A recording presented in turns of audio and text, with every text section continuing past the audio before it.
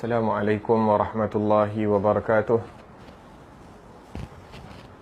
Bismillahirrahmanirrahim. Nawaitu ta'alluma wa ta'lim wa tadhakura wa tadhkir wa naf'a wal intifa' wal ifadah wal istifadah wal hatha ala tamassuki bi kitabillahi ta'ala wa sunnati rasulihi sallallahu alaihi wasallam wa du'a ila al-huda wa dalalata ala al-khair ibtigha' wajhillah wa mardatihi wa qurbihi wa thawabihi subhanahu wa ta'ala. اللهم إنا نسألك فهم النبيين وحفظ المرسلين وإلهام الملائكة المقربين. اللهم اغننا بالعلم وزينا بالحلم وأكرمنا بالتقوى وجملنا بالعافية. اللهم أخرجنا من ظلمات الوهم وأكرمنا بنور الفهم. سبحانك لا علم لنا إلا ما علمتنا إنك أنت العليم الحكيم. رب اشرح لي صدري ويسر لي أمري واحلل عقدة من لساني يفقه قولي وسدد لساني واهد قلبي بحق سيدنا محمد صلى الله عليه وسلم. Telah berkata Al-Imam Abdullah bin Alawi bin Muhammad Al-Haddad di dalam kitabnya Petunjuk Tarikat ke Jalan Akhirat. Semoga Allah Subhanahu wa taala manfaatkan kita dengan beliau, dengan ilmu beliau dan dengan ilmu seluruh orang salih hingga hari kiamat. Amin Allahumma amin. Perihal ajaran Al-Quran dan Sunnah, muka surat 63. Wa qala radhiyallahu anhu, ikut baik-baik ajaran Al-Quran dan Sunnah Nabi SAW. Wahai saudaraku, hendaklah anda berpegang teguh dengan ajaran Al-Quran dan Sunnah Nabi SAW dan berlindunglah di bawah keduanya, kerana keduanya itu adalah agama Allah Subhanahu wa taala yang kukuh dan jalan Allah yang lurus. Barang siapa yang berpegang dengan keduanya, nescaya dia akan terselamat dan beruntung, terpimpin dan terpelihara. Dan barang siapa yang berpaling dari jalannya, nescaya dia akan sesat dan menyesal, binasa dan celaka. Jadikanlah keduanya itu sebagai hakim yang berkuasa ke atas dirimu.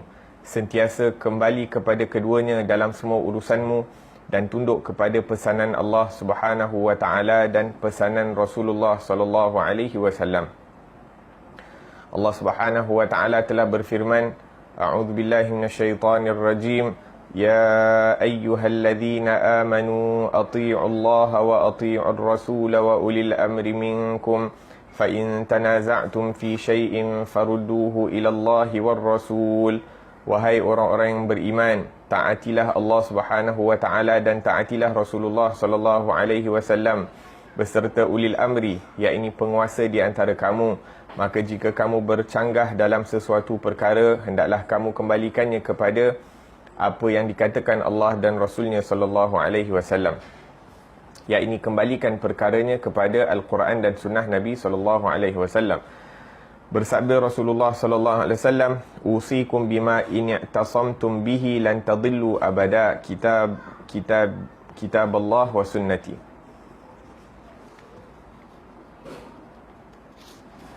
Aku berpesan kepada kamu dengan sesuatu yang jika kamu berpegang teguh kepadanya, kamu tidak akan sesat sama sekali, iaitu kitab Allah dan sunnahku.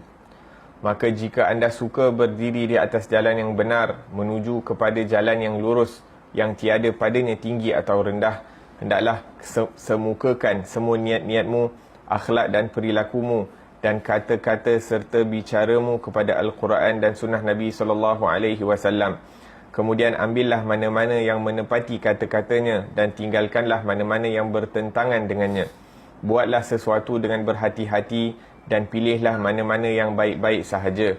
Dan jangan mengada-adakan sesuatu dalam agama dan jangan ikut selain jalan kaum muslimin, kerana anda akan rugi dunia dan akhirat. Itulah yang dikatakan kerugian yang jelas. Alhamdulillah, wassalatu wassalamu ala Sayyidina Rasulillah wa ala alihi wa ashabihi wa man walah, amma ba'd. Alhamdulillah, kita bersyukur kepada Allah Subhanahu wa ta'ala, yang mana dengan taufik dan inayah daripada Allah Subhanahu wa ta'ala, kita dipanjangkan umur, kita diberikan kelapangan masa, sehingga kita dapat duduk bersama-sama pada hari yang penuh dengan keberkatan, iaitu pada hari Isnin. Dan kita diizinkan untuk masuk ke bulan yang sangat mulia, bulan yang dipenuhi dengan cahaya, bulan yang padanya timbul cahaya yang paling terang, iaitu cahayanya Rasulullah sallallahu alaihi wasallam. Kita dipilih untuk menjadi umat baginda sallallahu alaihi wasallam tanpa kita memberi apa-apa bayaran ataupun mengedepankan apa-apa usaha, akan tetapi dipilih oleh Allah Subhanahu wa taala dengan sifat Allah yang Maha Pemberi, dengan sifat Allah yang Maha Pemurah, sehingga banyak daripada kelebihan keistimewaan kita dapat hanya dengan menjadi umat Nabi Muhammad sallallahu alaihi wasallam. Maka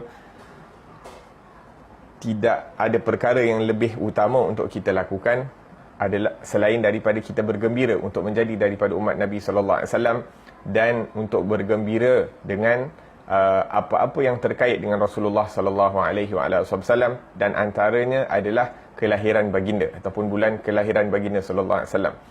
Tanpa bulan ini, tanpa kelahiran baginda, maka tidak akan ada perutusan. Tidak ada perutusan, maka tidak akan ada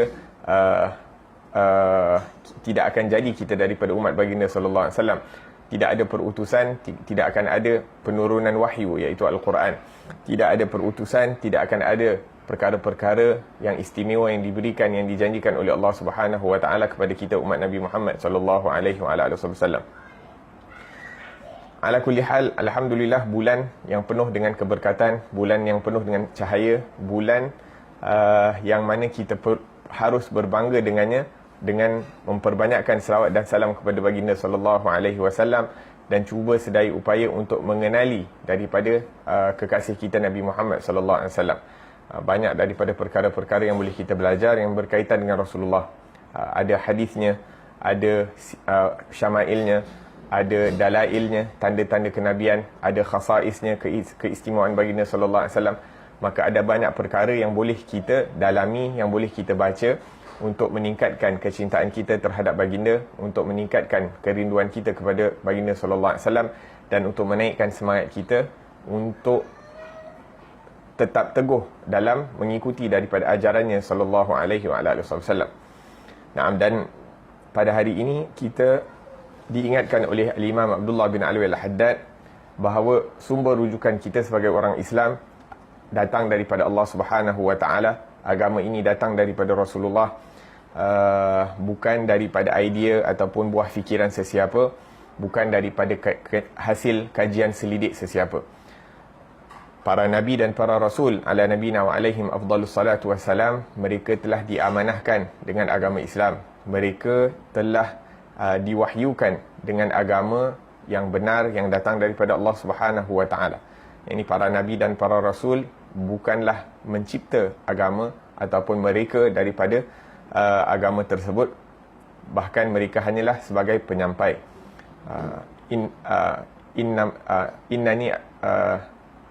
Inni lakum nadhirum mubin, ataupun inni rasulun min rabbil alamin, aku merupakan utusan daripada Tuhan alam semesta. Naam, dan agama yang diturunkan Allah Subhanahu wa taala melalui para nabi dan para rasul ini tidak lain kecuali untuk memberikan kebahagiaan, tidak lain kecuali untuk memberikan kesenangan dan kenikmatan hidup di dunia dan akhirat kepada mereka-mereka yang mengikuti dengan cara yang sempurna, dengan cara yang sebenar. La ilaha illallah. Adapun mereka yang tidak menggunakan peluang kehidupan mereka di dunia ini untuk mengikuti daripada ajaran Allah dan mengikuti daripada sunnah Rasul yang diutuskan oleh Allah Subhanahu wa taala, maka ianya merupakan satu kerugian, satu kesesatan, satu penyesalan, satu kebinasaan buat mereka di dunia dan akhirat, waliyadzubillahi tabaraka wa taala.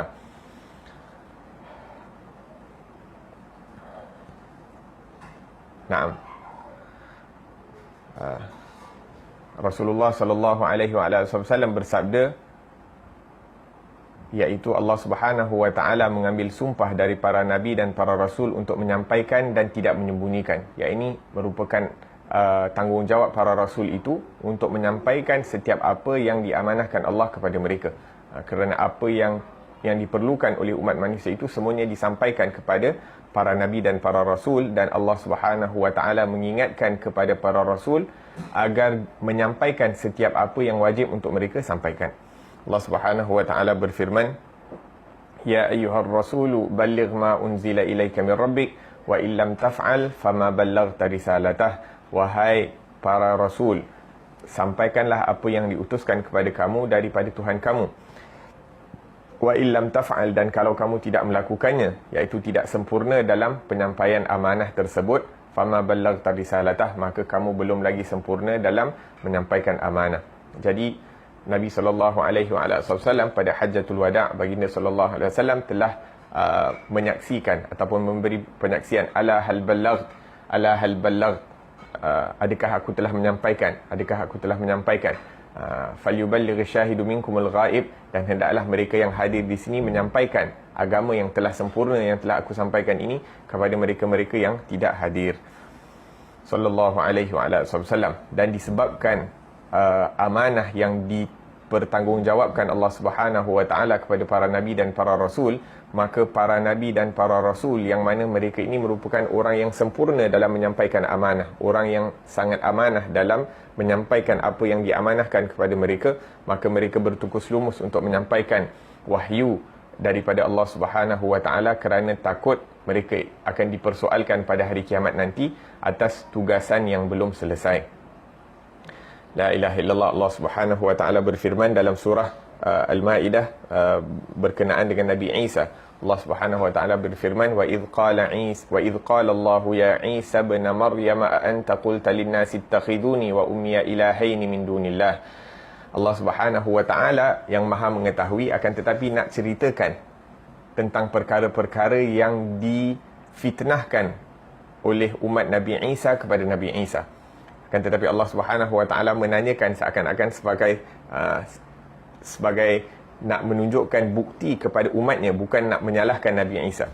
Allah Subhanahu wa taala berfirman, wa idh qala Allah ya Isa ibn Maryam.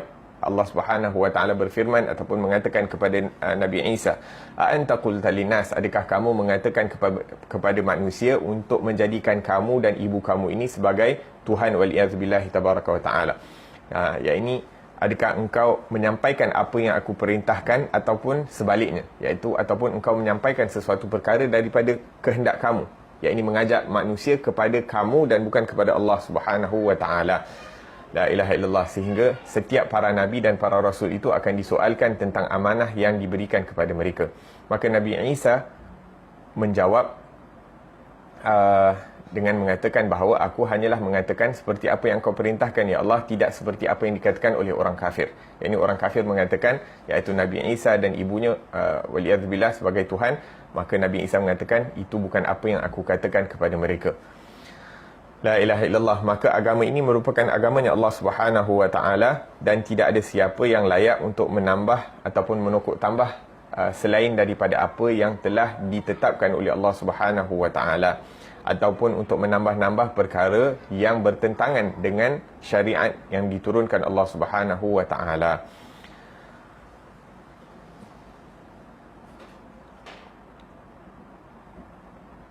Naam, oleh yang demikian, setiap perkara yang datang dari selain Allah dan selain Rasul sallallahu alaihi wasallam boleh ditolak.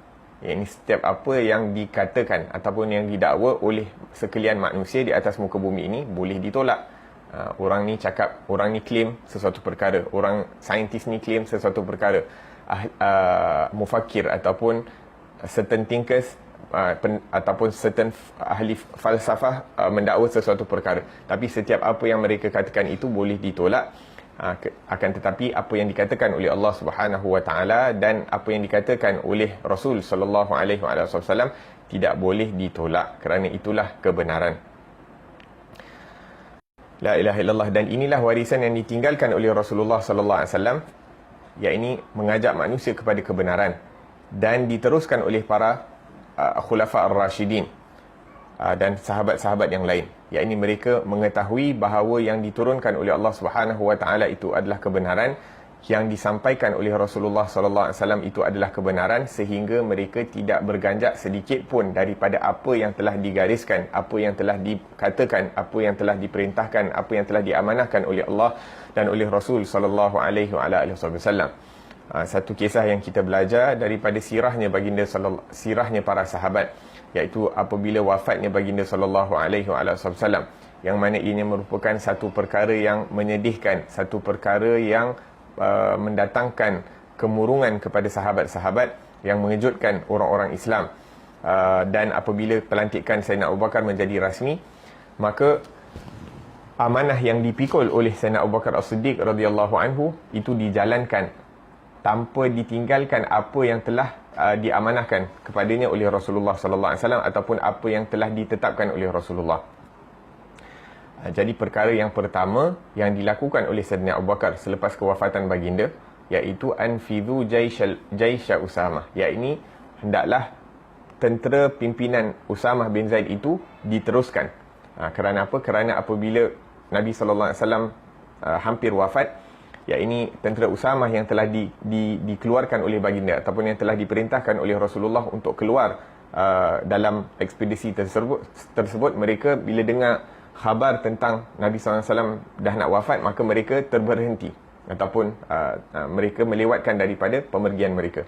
Akan tetapi apabila wafatnya baginda sallallahu alaihi wasallam dan setelah selesai perkebumian, maka perkara yang pertama yang diperintahkan oleh Sayyidina Abu Bakar adalah untuk tentera ini ataupun pasukan ini diteruskan. Kerana apa? Tentera ini telah diperintahkan oleh Rasulullah, iaitu Rasulullah yang telah memutuskan bahawa tentera ini bergerak, maka tidak dilengahkan.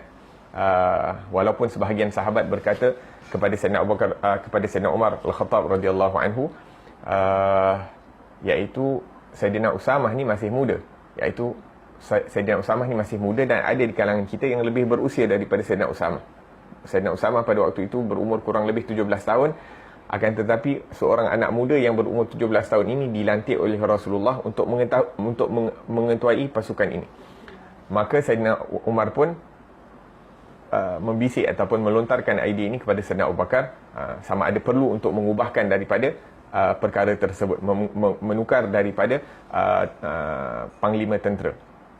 Maka Sayyidina Abu Bakar radhiyallahu anhu mengatakan kepada Sayyidina Umar, "Wahai Umar, adakah engkau ingin setelah pelantikan aku menjadi khalifah, perkara yang pertama yang aku lakukan ini adalah untuk melanggar ataupun menukar daripada apa yang telah ditetapkan oleh Rasulullah?" Iaitu kefahaman dan pegangan Sayyidina Abu Bakar As-Siddiq itu, apa yang telah dikatakan, apa yang telah ditetapkan, apa yang telah diatur oleh Rasulullah itu tidak boleh ditukar sama sekali. Apa yang telah diaturkan oleh Rasulullah itu tidak boleh ditukar. Itu adab mereka kepada Rasulullah sallallahu alaihi wasallam. Dan dia berkata, wallahi apa yang telah ditentukan oleh Rasulullah tidak akan diubah. Maka ini merupakan pegangan Sayyidina Umar. Kalau saya tidak jumpa apa-apa senjata kecuali batu untuk berperang, saya akan gunakan batu untuk berperang. Adapun untuk agama Nabi Muhammad ini berubah sementara saya masih hidup, maka ini perkara yang tidak akan berlaku ataupun aku tidak akan mengizinkan perkara tersebut berlaku. Ataupun orang bahasa Inggeris dia cakap cross over my dead body. Lebih kurang macam tu. Ini aku tak akan biarkan perkara tersebut berlaku. La ilaha illallah.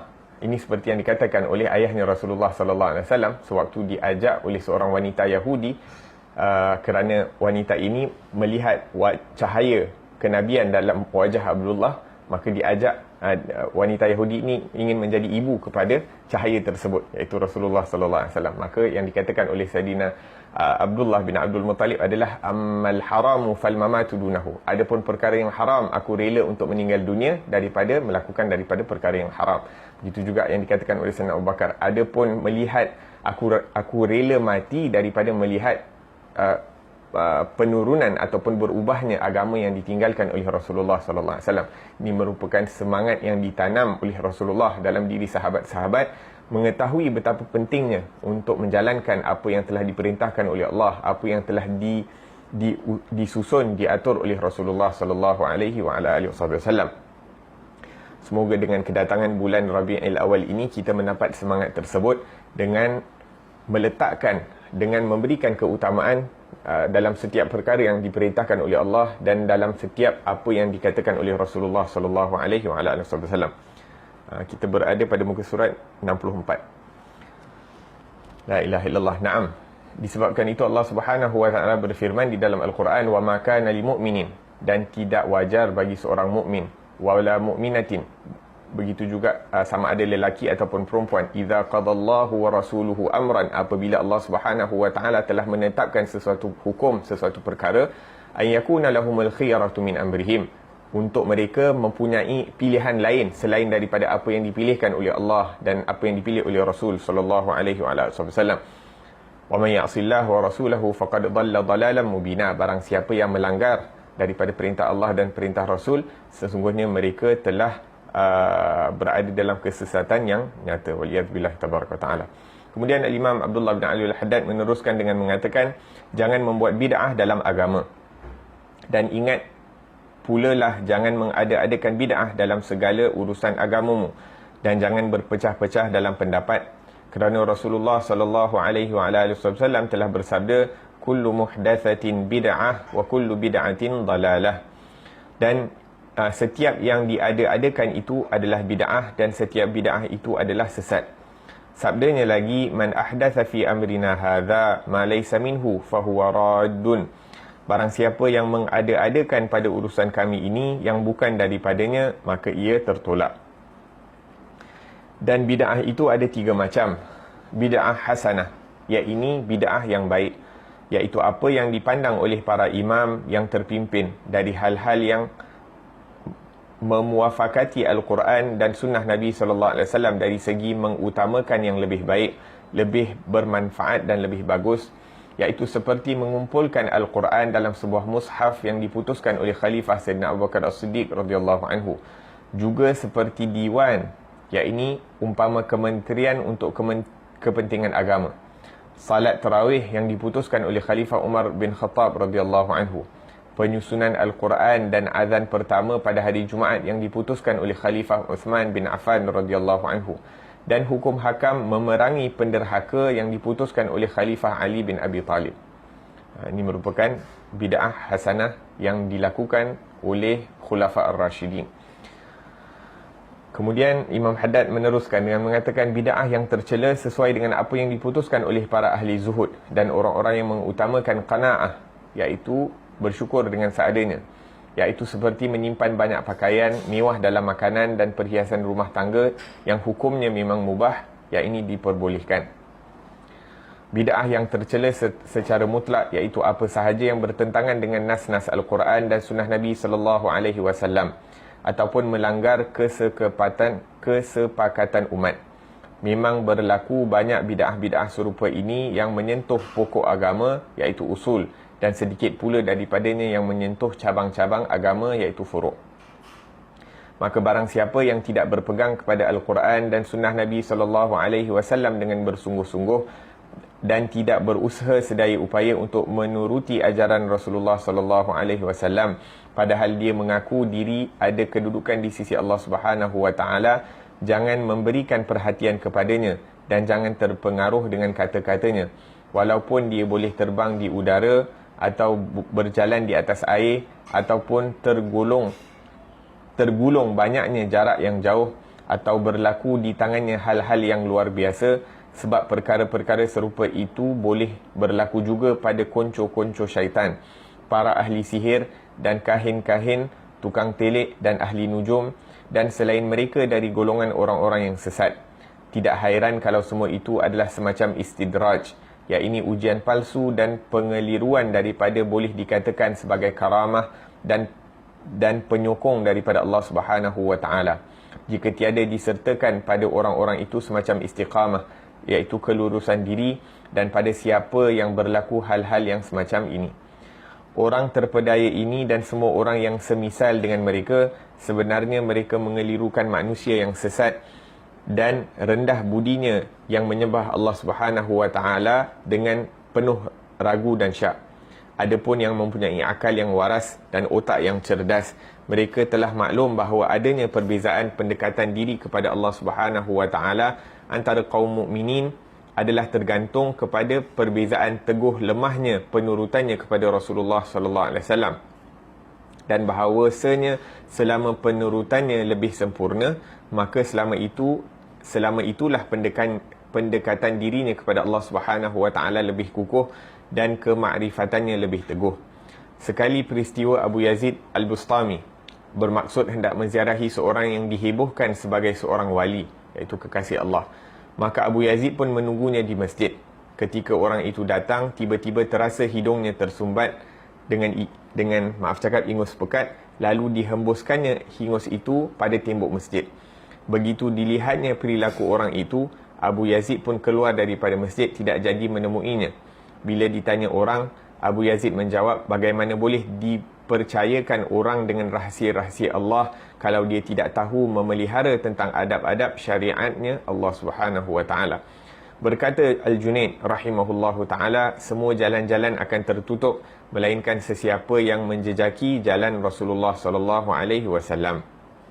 Berkata Sahal bin Abdullah Tasturi rahimahullah, tiada yang dapat membantu melainkan Allah sahaja, dan tiada yang boleh menunjuk kecuali Rasulullah sallallahu alaihi wasallam.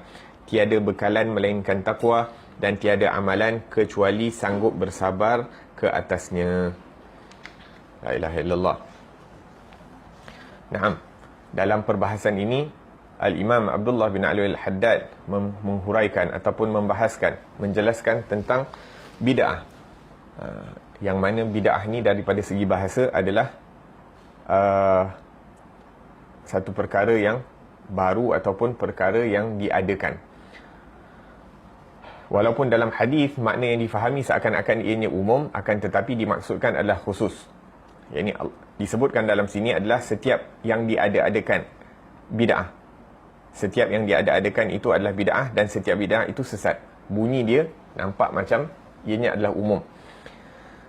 Kalau begitu, ia bercanggah dengan hadis yang seterusnya yang lebih khusus berkenaan agama, jadi yang sesuai,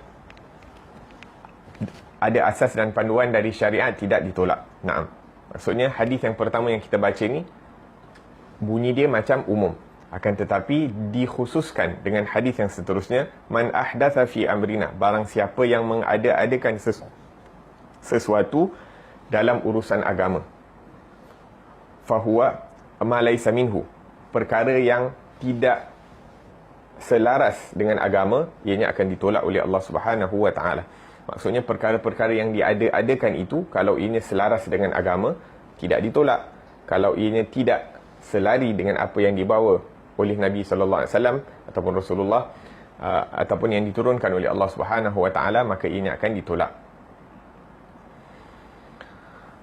La ilaha illallah. Sebab itu dalam bahasa Arab kadang-kadang digunakan perkataan kul bererti semua ataupun seluruh, tetapi yang dimaksudkan sebahagian. Ya, ini dalam hadis tadi yang pertama tadi dia cakap kullu muhdatsatin, setiap perkara yang baru. Akan tetapi dalam bahasa Arab kadang-kadang semua itu tidak bermaksud keseluruhannya. Semua itu tak dimaksudkan keseluruhannya. Itulah yang difahami dalam bahasa Arab.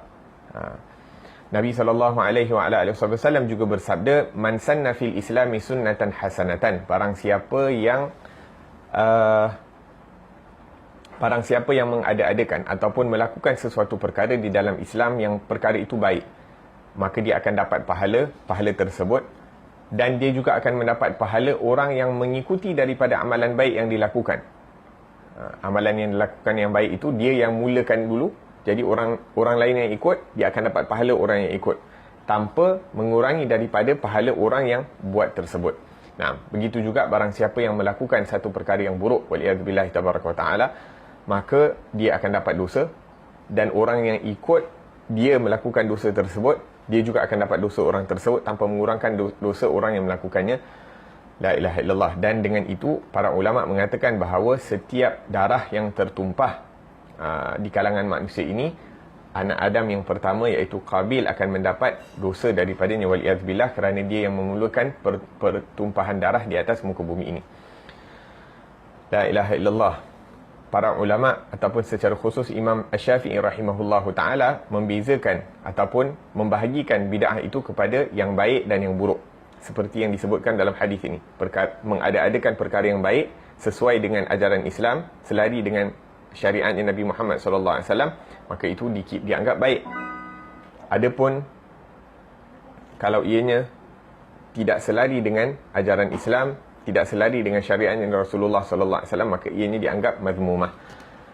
Naam. Kemudian sebahagian ulama memperincikan pula pembahagian. Tadi kita bahagi kepada dua, Imam Syafi'i bahagi kepada dua, bid'ah yang baik dan bid'ah yang tak baik. Kemudian bahagian yang baik itu pula diperincikan. Yang baik itu ada yang wajib, ada yang sunnah, ada yang harus. Yang tidak baik ataupun mazmumah yang tercela itu ada yang makruh, ada yang haram.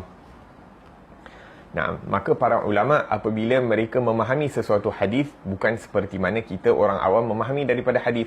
Yakni kita baca satu hadis, kita terus letakkan fikiran kita kepada hadis tersebut. Akan tetapi para ulama yang mana mereka ini telah mempelajari dan memahami daripada Al-Quran, mempelajari daripada ilmu hadisnya Rasulullah sallallahu alaihi wasallam, bila mereka melihat sesuatu hadis itu, mereka melihat secara keseluruhannya sehingga tidak difahami agama itu daripada secara iaitu satu persatu, akan tetapi daripada keseluruhan ilmu yang telah difahami oleh mereka. La ilaha illallah. Di zaman Nabi ada sahabat yang melakukan perkara-perkara yang Nabi SAW tak buat. Maksudnya mengada-adakan sesuatu perkara dalam agama.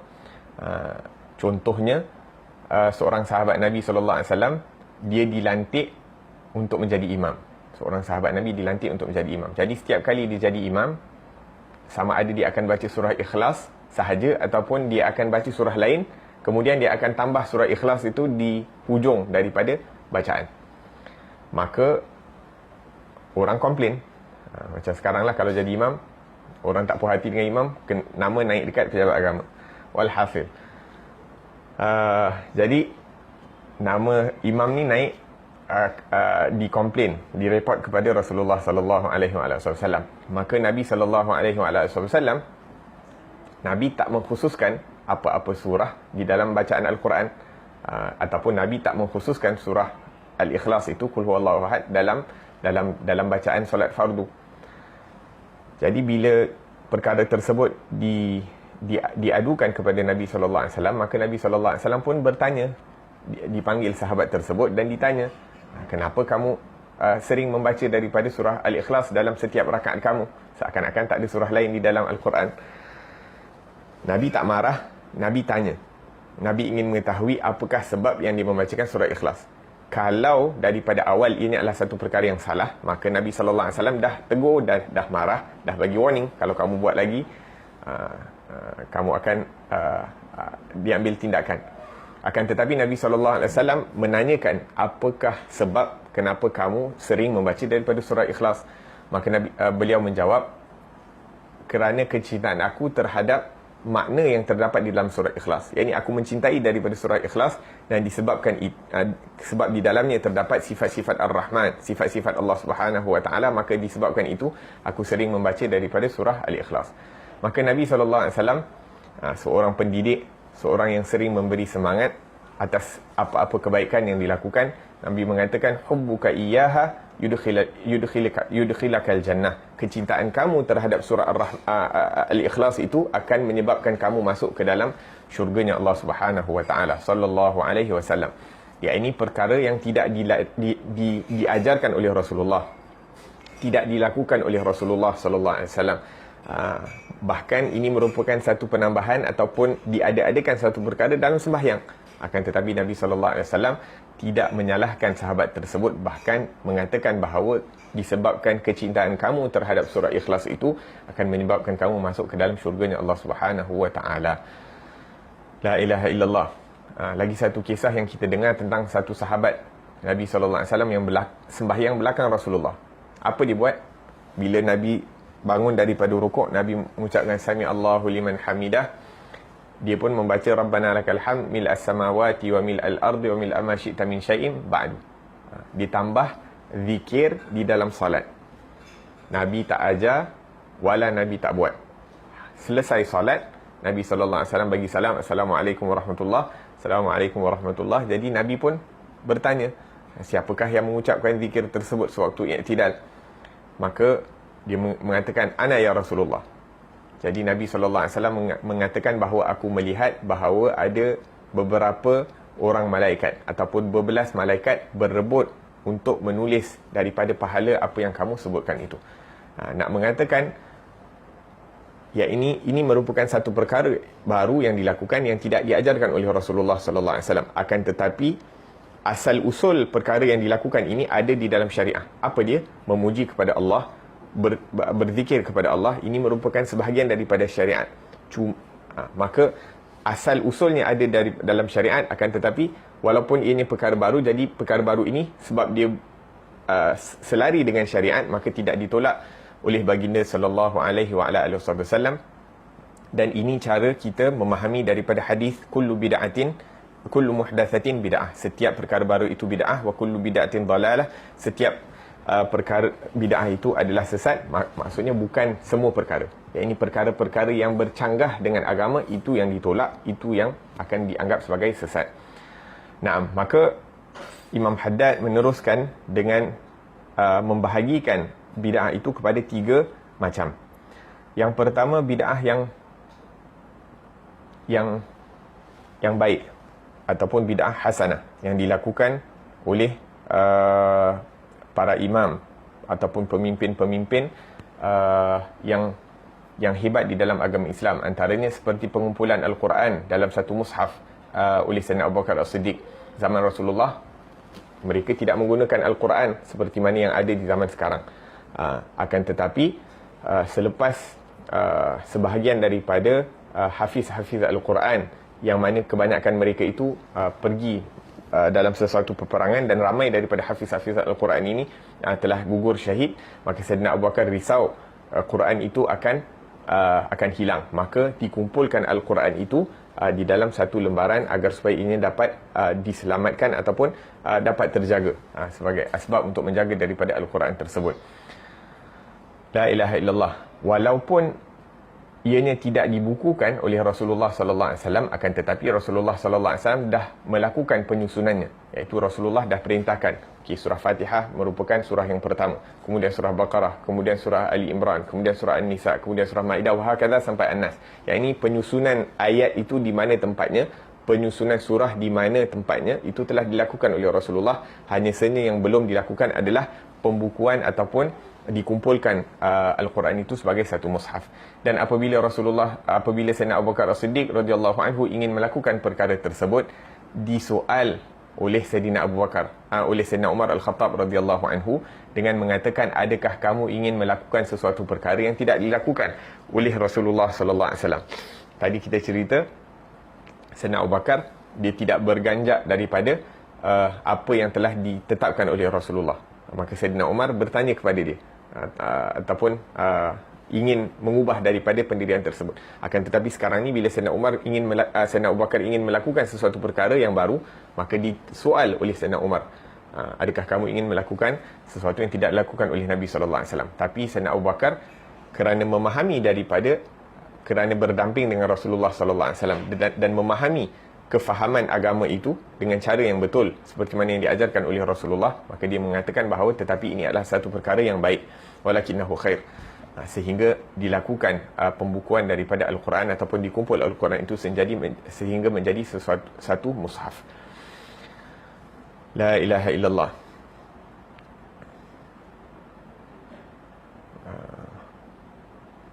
Dan sesuatu perkara itu dianggap baik ataupun buruk hanya apabila ianya datang daripada Allah dan apabila datang daripada Rasulullah sallallahu alaihi wasallam. Kita memahami satu perkara itu sebagai satu perkara yang baik, ataupun kita menganggap sesuatu perkara sebagai satu perkara yang buruk, itu hanyalah apabila Allah mengatakan itu baik dan Allah mengatakan itu perkara yang buruk. Kita tidak membiarkan logik kita yang mengatakan sesuatu perkara itu baik ataupun buruk. Dan ini merupakan kefahaman ataupun perkara yang kita yakini sebagai seorang Islam, seorang orang yang beriman, yakni apa yang baik itu apa yang dikatakan Allah baik, apa yang buruk itu apa yang dikatakan Allah sebagai satu perkara yang buruk. La ilaha illallah. Jadi dalam perihal membezakan antara perkara yang bid'ah baik ataupun tidak baik itu juga kembali kepada rujukan Al-Quran dan kembali kepada rujukan As-Sunnah. Kalau Quran dan Sunnah mengatakan itu baik, maka baiklah ianya, ataupun sesuatu perkara itu kalau dilakukan berlandaskan daripada apa yang dikatakan Al-Quran dan Sunnah itu baik, maka baiklah ia. La ilaha illallah. Naam, begitu juga di zaman Sayyidina Umar Al-Khattab radhiyallahu anhu, beliau telah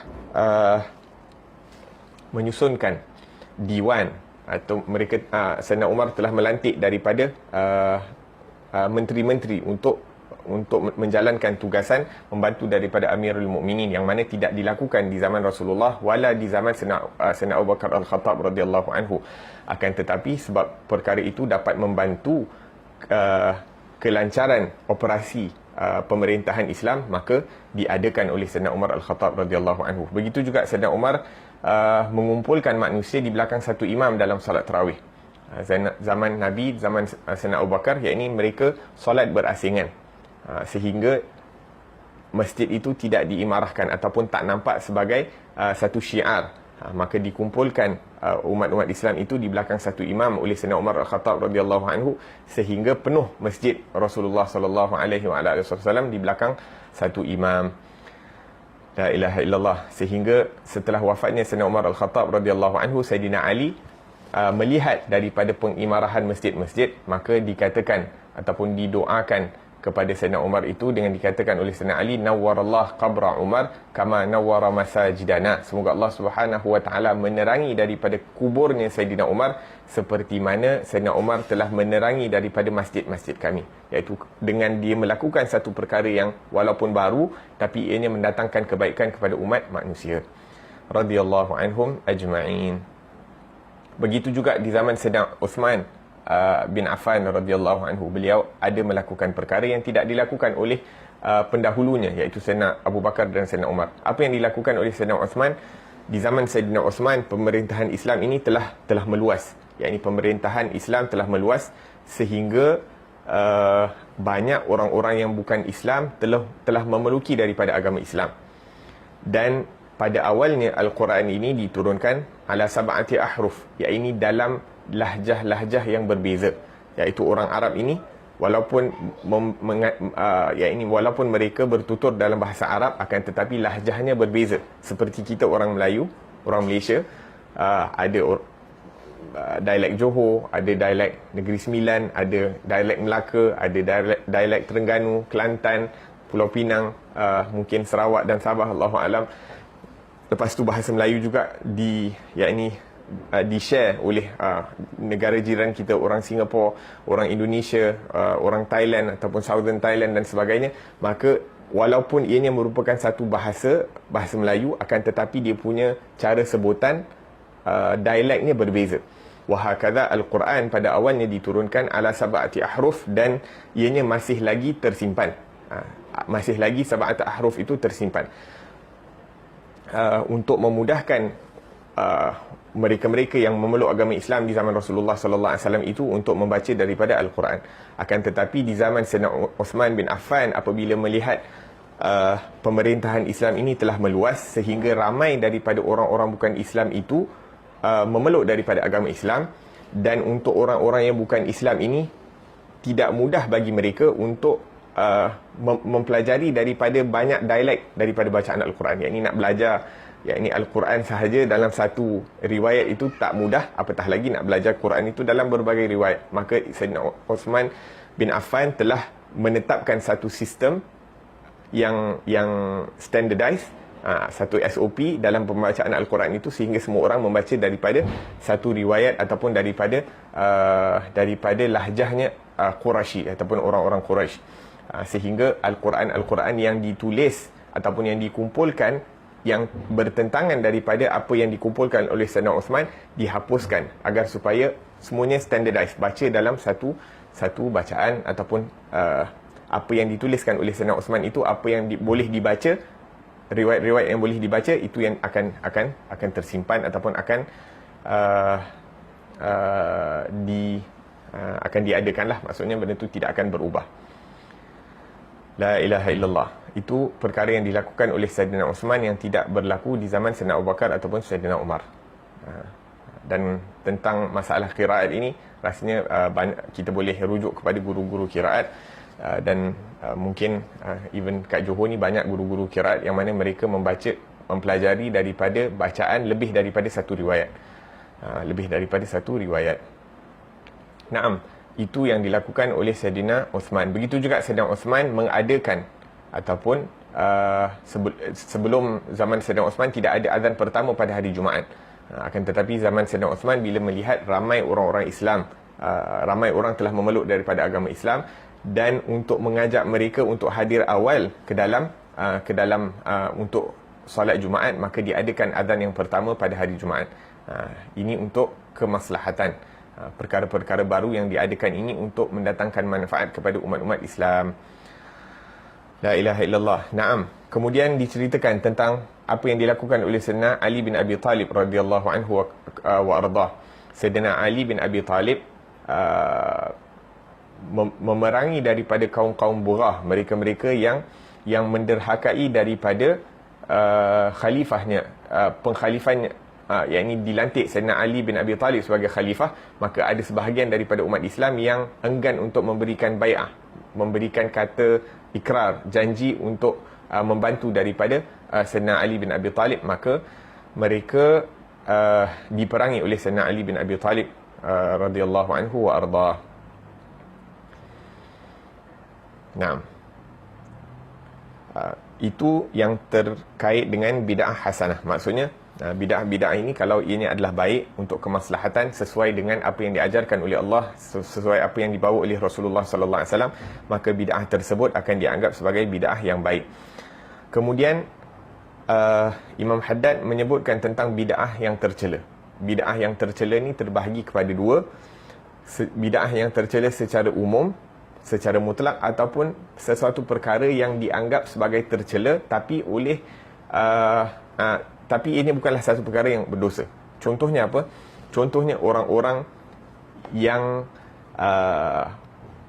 ihtiyatan, yakni mereka berjaga-jaga dalam perihal meluaskan ataupun melakukan sesuatu perkara secara berlebih-lebihan.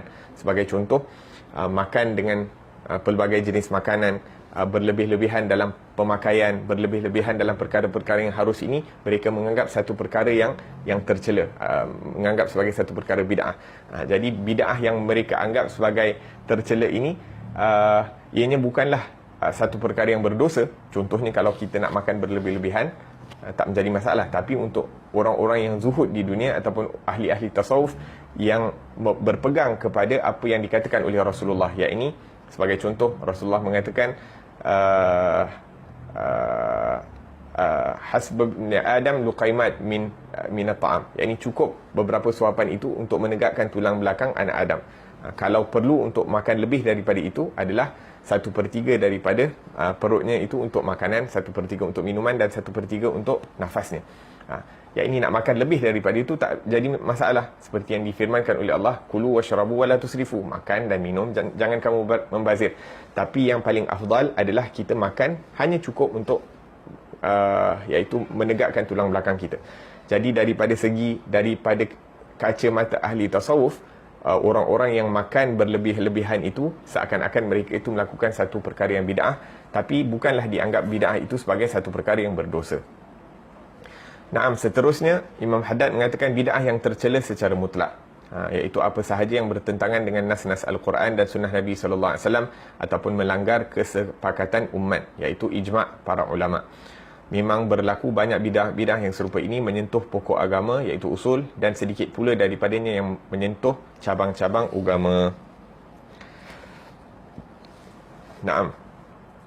Daripada segi usul, daripada segi akidah, apakah bid'ah yang diadakan? Seperti kaum-kaum khawarij ataupun sebahagian daripada golongan yang mengatakan bahawa la hukmu illa lillah, tidak ada hukum kecuali yang dihukumkan ataupun yang diputuskan oleh Allah Subhanahu wa taala, merujuk kepada mereka enggan untuk memberikan ikrar kepada Sayyidina Ali bin Abi Talib sebagai khalifah. Pada waktu itu mereka tidak ingin berbaiat kepada Sayyidina Ali, maka mereka menggunakan dalil-dalil agama untuk menentang kepada Sayyidina Ali bin Abi Talib, wal'iyadzubillahi tabaraka wa ta'ala. La ilaha illallah. Macam zaman sekarang pun kita ada orang-orang yang enggan untuk mengikuti daripada para imam. Zaman kita ada orang-orang yang enggan mengikuti daripada para imam. Dikata, nak buat apa ikut Imam Hanafi, Imam Syafi'i, Imam Maliki, Imam Hanbali dan sebagainya, kita ikut Quran dan Sunnah saja cukuplah. Naam. Jadi kita mengatakan bahawa naam, kita memang ikut Al-Quran dan ikut Sunnah. Dan imam-imam ini pun mengikut daripada Al-Quran dan Sunnah. Mereka bukan orang yang tidak berpengetahuan, orang yang mencipta pendapat sendiri, cara untuk memahami daripada Al-Quran dan Sunnah daripada diri mereka sendiri. Ini bukan mereka bermimpi tiba-tiba esok datang mazhab ataupun datang pendapat-pendapat mereka. Mereka ini berusaha dengan bersungguh-sungguh untuk mempelajari ilmu-ilmu yang sepatutnya dipelajari sehingga mereka dapat memahami daripada Al-Quran dan Sunnahnya Nabi SAW. Naam. Adapun ada perbezaan pendapat di kalangan mereka kerana cara mereka memahami daripada Al-Quran itu ada perbezaan. Cara mereka memahami daripada Al-Quran dan cara mereka memahami daripada As-Sunnah itu berbeza sehingga pendapat yang dikeluarkan oleh mereka itu adalah berbeza. La ilaha illallah. Dan untuk nak memahami Al-Quran dan Sunnah ini mengambil masa yang lama, iaitu bukanlah seseorang itu hanya belajar sikit-sikit lepas tu khalas, aku dah boleh keluar fatwa sendiri, aku boleh faham Al-Quran, boleh faham Sunnah sendiri. La, ianya memakan masa yang lama dan duduk berguru dengan guru yang diiktiraf ilmunya oleh ulama zaman sebelumnya, seperti apa yang berlaku di zaman dahulu. Naam, la ilaha illallah. Jadi nak faham Al-Quran, nak faham Sunnah Nabi SAW ini bukan hanya dengan mempelajari bahasa Arab ataupun melihat dalam translation, ataupun lebih teruk daripada itu tengok Ustaz Google ataupun Syekh YouTube. La. Untuk memahami daripada Al-Quran, untuk memahami daripada Sunnah Rasulullah SAW, perlu kita pelajari bahasa Arabnya. Bahasa Arab pun ada pecahan-pecahannya, daripada sarafnya, nahunya, balaghahnya, mantiknya dan sebagainya. Kemudian daripada tafsirnya, usulut tafsirnya, daripada hadisnya, ulumul hadisnya, takhrij al-hadisnya, kemudian qiraatnya dengan tajwidnya sedikit, walaupun tidak terkait daripada kefahaman daripada Al-Quran itu dengan tajwid secara langsung dan sebagainya, wahakadha. Jadi banyak ilmu-ilmu yang perlu dipelajari oleh seseorang itu sehingga seseorang itu diizinkan untuk mengambil kefahaman daripada Al-Quran dan Sunnah itu secara langsung. La ilaha illallah. Dan ada banyak contoh-contoh yang boleh kita ambil dalam Al-Quran tentang bagaimana perbezaan para ulama ini boleh berlaku dalam mengambil daripada hukum hakam daripada Al-Quran. Kita bagi sebagai contoh, iaitu Allah Subhanahu wa taala berfirman berkenaan dengan wuduk di dalam Al-Quran. Ya ayyuhalladzina amanu idza qumtum ila salati faghsilu wujuhakum wa aydiyakum ila al-marafiqi wamsahu biru'usikum. Allah sebutkan wamsahu, dan usaplah kepala kamu, biru'usikum, wamsahu, usaplah, biru'usikum, kepala kamu. Maka perkataan bi ini di dalam bahasa Arab boleh membawa maksud separuh, boleh membawa maksud sebahagian. Maka sebahagian daripada ulama ataupun separuh itu adalah 50%. Separuh itu bermakna 50% daripada bahagian kepala. Mengusap separuh daripada kepala. Ada juga B ini juga membawa maksud daripada sebahagian, dan sebahagian boleh jadi 1/3, 1/4, 2/3 dan sebagainya. Maka Imam Malik memahami daripada perkataan B itu separuh. Maka dalam mazhab Imam Malik, kalau nak ambil wuduk, bila usap kepala itu kena separuh daripada kepala. Adapun Imam Asy-Syafi'i rahimahullahu ta'ala memahami dari perkataan ataupun huruf B itu dengan kefahaman sebahagian. Maka sebahagian itu walaupun sedikit dikira sebahagian. Sebab itu dalam mazhab Asy-Syafi'i, dalam 3 helai rambut pun cukupi untuk mengusap daripada kepala kita sewaktu mengambil wuduk. La ilaha illallah. Kalau satu huruf saja boleh mendatangkan perbezaan dalam hukum hakam, dalam memahami daripada Al-Quran, bagaimana pula satu perkataan? Bagaimana pula kalau ianya satu ayat? Sebagai contoh, dalam Al-Quran disebutkan tentang talak. Wa idza talaqtumun nisaa fatalliquhunna li'iddatihinna wa thalathata quru'. Naam. Thalathata quru'. Jadi iddahnya seorang wanita yang diceraikan oleh suaminya itu adalah 3 quru'. Dalam Al-Quran disebutkan 3 quru'. Dan 3 quru' ini sebab antara maknanya adalah waktu suci, dan antara maknanya juga adalah waktu haid. Jadi sebahagian para ulama ataupun Imam Asy-Syafi'i rahimahullah memahami daripada perkataan 3 quru' ini adalah 3 pusingan suci. Maksudnya seorang wanita itu habis iddahnya selepas berlalu 3 kali suci. Adapun Imam Abu Hanifah memahami ataupun mengambil daripada kefahaman al-quru' itu daripada waktu haid. Jadi selepas 3 kali haid barulah wanita itu habis iddahnya. Wahakadha. La ilaha illallah. Maka ini merupakan contoh perbezaan kefahaman para ulama apabila memahami daripada sesuatu perkataan. Naam, dalam bertayamum Allah Subhanahu wa taala menyebutkan, perintahkan supaya diusapkan tangan dan wajah kamu. Fa illam tajidu ma'an fatayammamu sa'idan tayyiban famsahu biwujuhikum wa aydikum min. Hendaklah kamu mengusapkan wajah dan tangan kamu daripada dengan tanah-tanah tersebut. Maka tangan daripada segi bahasa boleh kira tangan itu daripada hujung jari sampai pergelangan tangan. Tangan juga boleh dikira sebagai daripada hujung jari sehingga kita punya siku. Tangan juga boleh dikira sebagai daripada hujung jari sehingga kita punya bahu. Jadi sebahagian ulama memahami ataupun Imam Syafi'i memahami daripada tangan itu adalah daripada hujung jari sehingga pergelangan tangan. Jadi bila tayamum itu hanya pergelangan tangan. Ataupun ada sebahagian ulama mengatakan sewaktu bertayamum hanya diusapkan tangannya. Ada sebahagian ulama kata kena sampai ke siku. Hakadha. Maka pendekatan mereka itu dalam memahami daripada nas-nas itu berbeza disebabkan sehingga menjadikan hukum-hukum itu berbeza.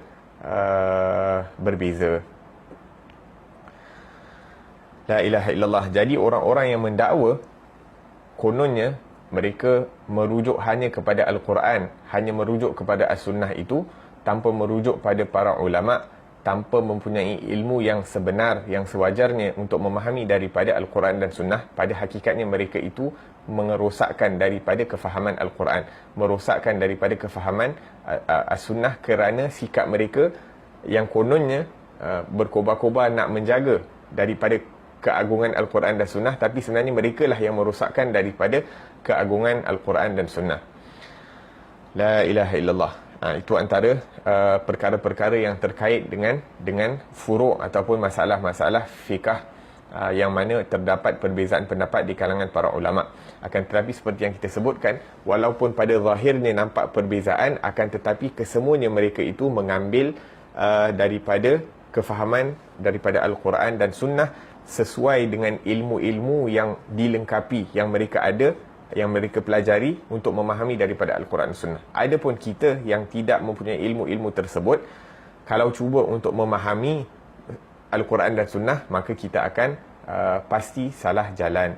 Dan perbahasan tentang